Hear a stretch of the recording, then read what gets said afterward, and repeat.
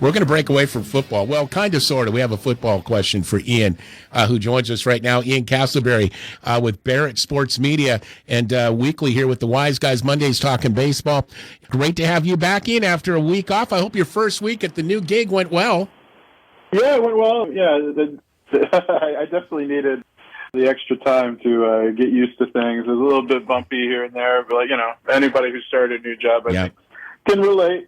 Just different way of doing things, different people, different routine. Yeah, I hear you on that, my friend. Well, you're going to do great there, and we're so glad to have you back with us. And we've got a few things to get with you on today. And when I say a few things, let's start first with baseball's negotiations. The lockout is still going on. All of it's been quiet, though, on the negotiation front. And it seems a bit concerning, considering spring training is about 3 weeks out. Ian, what is the latest? Are they going to make that deadline? Well, the MLB team owners, they made an offer on January 13th. And today, the Players Union is expected to make a counterproposal. But that was 11 days ago. It took 11 days for the players to come back with a counteroffer. And as you pointed out, spring training is about 3 weeks away. Not every team has posted their reporting date yet, but the Orioles and the Rays are going to report on February 15th. So it's reasonable to assume that most other teams are going to report around the same time. So there just still doesn't seem to be a lot of urgency. I think spring training, especially from a pitching standpoint, needs to last about 6 weeks. I think pitchers need 6 weeks to get ready. Hitters could probably tell you it might take 2-3 weeks. So, once we start missing spring training games possibly, I think there's definitely cause for concern. Opening day is March 31st. But 3 weeks away from spring training, this doesn't look good right now, and there's no word on what exactly the owner's proposal was, but the players reportedly were disappointed right away upon seeing it. So, from what I understand, the players feel that the owners are kind of nibbling on the edges, on the corners of the strike zone, so to speak. Talking about issues like removing draft pick compensation for signing free agents, which I think some players feel, has prevented free agents from signing. Maybe a draft lottery to prevent tanking and to restore some form of competitive balance. But the players, they want to reduce service time before free agency. Right now, it's 6 years once you become a major leaguer to go into free agency. The players would really like to cut revenue sharing. The thought there being that some teams are content to just pocket their revenue sharing money and not put it into the roster and not lose any money. And then, another issue is that neither side, we're 3 weeks away from spring training. They haven't settled on any sort of COVID protocols for spring training either. So there's a lot of work to do here. Charlie, there's a lot of separation. Kind of sounds like with each topic here. And who knows when this is going to get worked out. I mean, this isn't like one or two issues. Ian just laid out like 4 or 5. What do you see, and how long could this go on? These issues go back to 2020 when there was some question as to whether or not there would be a season after the COVID shutdown. There's so many core issues that the players and the owners are so far apart on that I really do wonder if this is something that can be resolved in 3 weeks. Now, maybe they can get started and let's agree to have spring training, report to camp and stuff, like you have enough of a start that, we can finish this during the season. But I'm getting the feeling here that at least spring training is going to be delayed because of this. And that would be the best hope. I mean, honestly, at this point, it seems like they're far apart. I mean, if it took them 11 days, the players to respond to a proposal, that's not a good sign right there. Ian Castleberry, though, always on top of it, and he joins us Mondays here on the show to talk Major League Baseball headlines. All right, Ian, we talked about this a bit with Chris Smith on Friday, but, of course, we can't let this go until we get your thoughts on robot umpires. Are you down with that? I am down with this. I think, making sure the call is right. I mean, it's like using instant replay in football and now in baseball to me. I think anything that helps the umpires call a correct strike zone, I think is a good thing. Now, I mean, I think there is some misconception here that, it's going to be like the T-1000 standing behind home plate. Yeah, exactly. And, lasers calling balls and strikes. I mean, it is going to be an automated strike zone, and it's going to be operated by somebody up in the box. But there is still going to be a human umpire behind home plate, with an earpiece, and the computer's going to tell him whether it's a ball and strike. You still need a human behind the plate for foul ball calls and plays at the plate.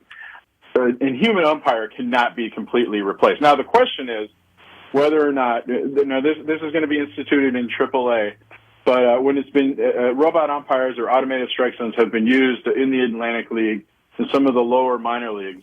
The directive has been for the umpires behind the plate to call what the automated strike zone calls, no matter what, even if it's an obvious ball that for whatever reason, that the computers and the metrics didn't measure correctly.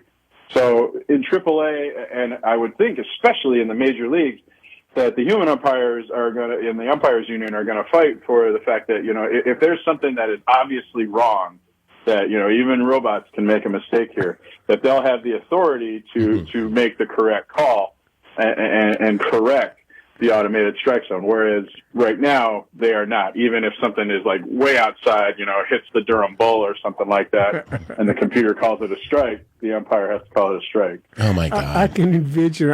I wasn't sure how exactly they did it anyway, but all of a sudden you call a strike, and he looks back and questions, "Hey man, don't look at me." Yeah, I know. Ask the robot. Yeah, man. The players can be like, "Where's that damn robot? I want to give him a piece of my mind." I still, to me, the human element, as frustrating as it can be, I would still like to see that go down. But Ian, at what point are they looking at maybe experimenting in the major leagues with robot umpires? I think, it will depend on how successful it is in AAA, and I don't think it's going to be with every team. It's probably going to be with about half the teams this season, or maybe it's going to be a slow rollout during the season. I mean, this might be something that's being discussed, even though this is an umpire issue. This might be something that we're having discussed in this collective bargaining between the players and the owners as well. But I would think it's at least a couple of years, probably more. 5 years sounds like a long time, but I think that's a safe little timeline to see that if there is some form of an automated strike zone, it'll be that long before we see it in the major leagues. Good times. We'll see where this one plays out. Oi. Ian Castleberry joins the Wise Guys on the DC Creasman Jewelers Wise Lines. We're talking Major League Baseball headlines, but of course we can't help ourselves. Ian's also one of our NFL guys, and we got an NFL question, kind of a personal one for Ian coming up in just moments. But Ian, it looks like the Dodgers have made a front office move. Yeah, the Dodgers, they hired a general manager. They actually operated without a general manager last season. The president of baseball operations, Andrew Friedman, ran the team after Farhan Zaidi left to take that same position with the San Francisco Giants. But we're seeing this increasingly in front offices. It's not just the general manager anymore. It's the president of baseball operations, and he may have an assistant, and there's a general manager, and there's an assistant general manager. It's sort of like, I compare it to, if you're saying, does a baseball front office really need all those people? I would compare it to like University of Alabama, for instance. Does Nick Saban need that many analysts on his coaching staff? But each analyst is in charge of a different thing. And I think the job of running a baseball team has become so big that, the president of baseball operations might be in charge of the draft, or he might be in charge of the major league roster. The general manager might be in charge of the draft or free agency or personnel to monitor, to make a trade. So I think it's not just a one-person job anymore. You're seeing this in many front offices with the president of baseball operations and the general manager. And the Dodgers did that last year. Nobody had the general manager title per se, but they did hire Brandon Gomes to take that general manager position. He was also a candidate for the New York Mets general manager position, which eventually went to Billy Epler. So he is highly regarded within baseball circles, and this should solidify what's already a very effective Dodgers front office. Boy, no kidding. They're doing it. They just need to win more championships out there. They've had so many opportunities. All right, Ian, Finally, as a long-suffering Lions fan, is it a bit bittersweet to see Stafford win away from a Super Bowl? Not for me, and I can't say I speak for all Lions fans, but I think generally Lions fans are happy with Matthew Stafford getting a chance at a Super Bowl. Yeah, it is a little bittersweet to see him do that with a team that's not the Lions, but I think for Lions fans, that ship sailed years ago. It just wasn't going to happen. I think that what eventually happened was what fans wanted to see.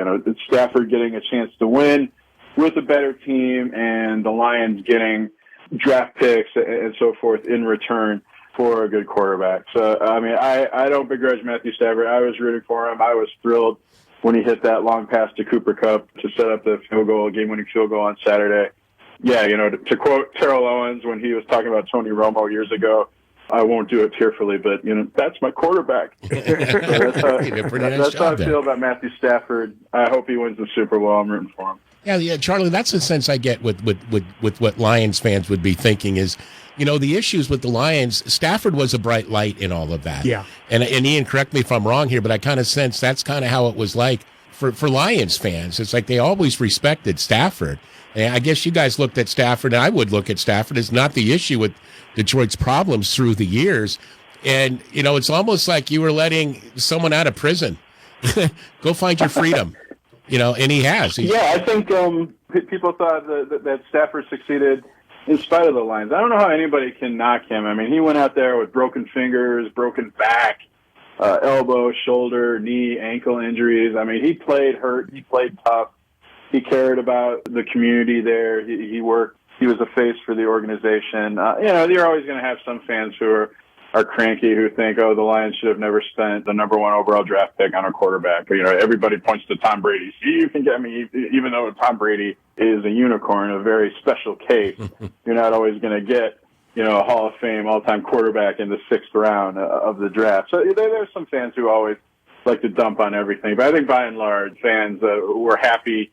Stafford gave the Lions all he could. It was the team who couldn't put a good roster around him, and now fans are seeing what he's capable of doing with the Rams building this incredible offense for him. Yeah, Charlie, it seems like he's always had goodwill with Lions fans. See, I've always thought Matthew Stafford's a good quarterback, and I never could understand those people that thought he was holding the Lions back. People would think that, really? Yeah, there are people that, we can't win because of Matthew Stafford. That's the only reason they did as well as they did, and they still sucked. Well, I'm glad to see him win some games because the narrative going into the playoffs was, he's 0-3 in the playoffs. Yeah, but he's 0-3 with teams that were fortunate to be in the playoffs. Even Ian's laughing at that one as a Lions fan. Oh, my goodness. Ian, you're the best, buddy. Always great to catch up. Great to have you back. Ian Castleberry with Barrett Sports Media, and, of course, here with the Wise Guys. Appreciate you, friend. Be well, and we'll catch up Thursday. Okay, glad to be back, and looking forward to Thursday. Great talking to you guys. Always our pleasure. Man. Thanks, Ian. It's one of the good ones. Dude is such a talent. I've always said it. Barrett Sports Media is a big deal. Yeah. And thrilled to have Ian starting that new adventure for himself, for sure.